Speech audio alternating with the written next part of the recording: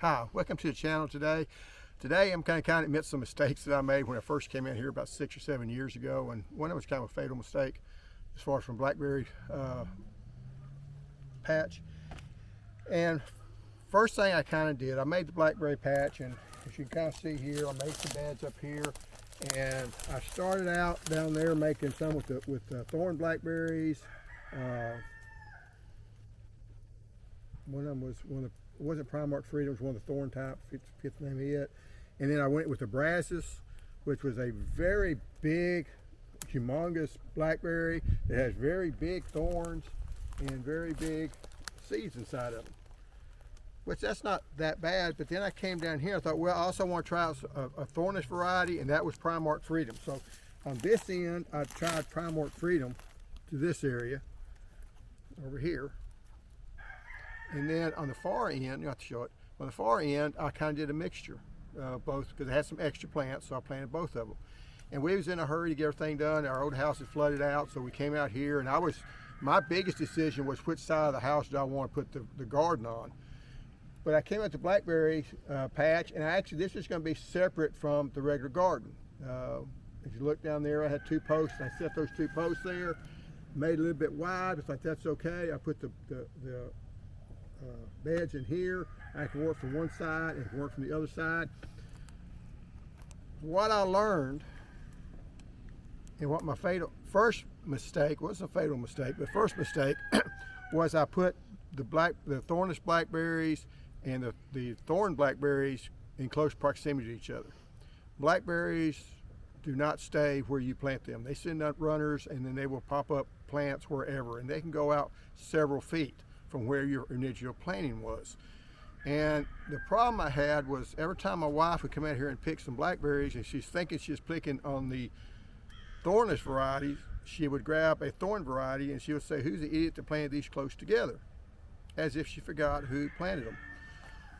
And I never answered, but that's a mistake. So if you're going to do some thorn varieties and thornish varieties, do them at least 20-30 feet apart. Don't put them side by side, because the thorn variety is going to invade. Usually the thorn variety is a little more aggressive, a little more vigorous than the thornish variety. So they will intermingle, and then you got a problem there. But the bigger problem I had was this is about 6 foot wide spacing. And I had a fence up here, I had a fence on this side. The chickens started getting in, so I had to put all this other mesh stuff up here. So now I had one side that I could not get to, and the other side is 6 feet wide. And then we started having blackberries grow up in this area, so now I had a 6 foot wide blackberry area. The problem and the fatal flaw to all this was there is a thing called trumpet vine, and this is it right here. And if you'll look up over here,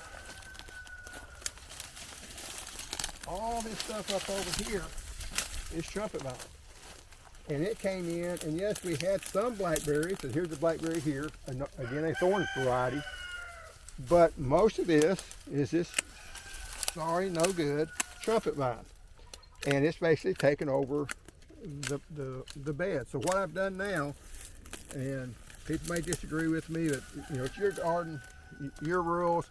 My idea was, let's spray everything, let's kill everything out, and let's start over with something else. I'm thinking it's going to be, I'm going to redo these beds or do something here, and may not be actual. I may just put a make a terrace or whatever, something.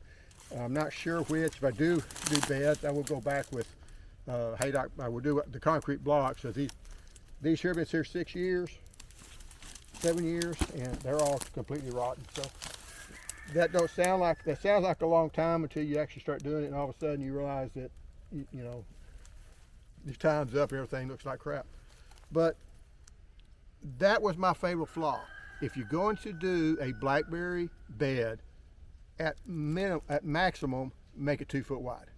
If I had one 2 foot wide, and you can get on both sides of it, because that way you can work around it, and when you get things like this that start popping up, you'll see it. Because what happens Well, I'll slide it down. Now, I've got one right here.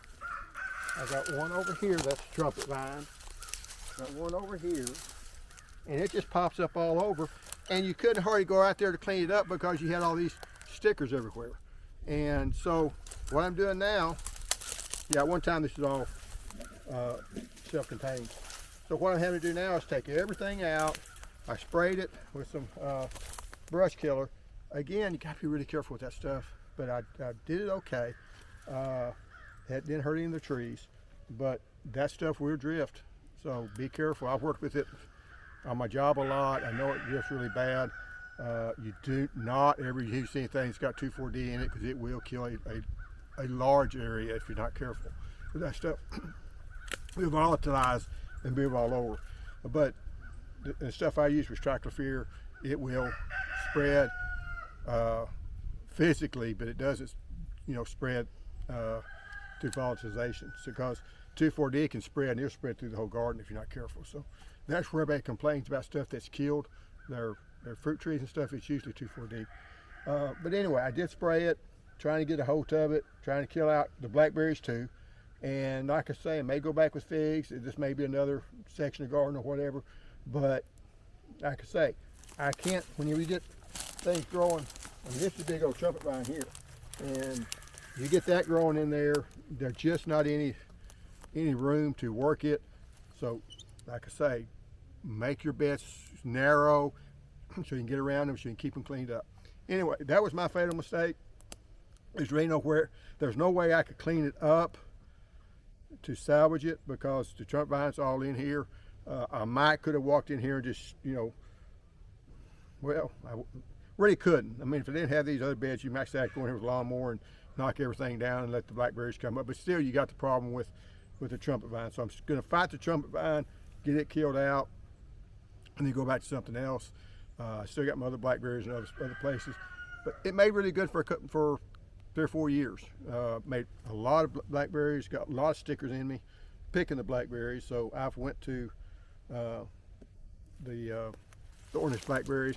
And the 3 main thornless blackberries I like: Primark Freedom is a really big berry. It makes really early. It's very vigorous. The other one, Ponca, is a new one that's come out, Ponca. It's also thornless. The berries aren't as big, but it's a sweeter berry. I like it better as far as taste-wise, but I'm also got sweet tooth. And the same thing with Sweetie Pie. It's also another one. It doesn't seem to be quite as vigorous as the Ponca, and of course the Primark Freedom is super vigorous. It'll send out 10-foot runners. You do want to try to keep them clipped down. Shouldn't have ever let them get more than this tall, but I did. And like I say, this just became a blackberry thicket, and I didn't mind that so bad. But then the trumpet vine came here and took it over. So anyway, don't make the mistake that I made. If you're going to put your blackberries in there, make sure you can get around them and keep them weeded out. Anyway, thanks for watching.